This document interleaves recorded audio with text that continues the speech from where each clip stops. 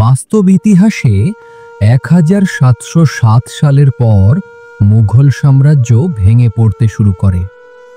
কিন্তু যদি মুঘল সাম্রাজ্য কখনো ভাঙতই না, একটা শক্তিশালী ঐক্যবদ্ধ মুঘল ভারত, যেখানে আঞ্চলিক রাজ্যগুলোর বিদ্রোহ কখনোই সফল হতো না, মুঘল প্রশাসন থাকতো আরও আধুনিক, আরও শক্তিশালী, আজকের দিনে আমরা দেখতে পেতাম একটা বিশাল সমৃদ্ধ মডার্ন মুঘল এম্পায়ার, যেখানে লালকেল্লা হতো দেশের প্রযুক্তিগত রাজধানী, আর আগ্রা, দিল্লি, লাহোর হতো বিশ্বের শীর্ষ বাণিজ্য রুট।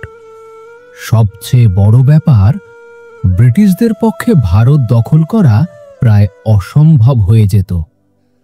পুরো উপমহাদেশ থাকত মুঘলদের নিয়ন্ত্রণে। ইতিহাস হতো সম্পূর্ণ আলাদা। আজকের এশিয়ায় থাকত একটি অতি শক্তিশালী দেশ, ইউনাইটেড মুঘল ফেডারেশন। জনসংখ্যা 600 মিলিয়ন, অর্থনীতি বিশ্বের শীর্ষ 5 দেশের মধ্যে। এটাই ছিল হোয়াট ইফ হিস্ট্রি, যদি এমন হতো। পরের এপিসোডে কোনো ইতিহাস বদলে দেখতে চাও? কমেন্টে জানাও।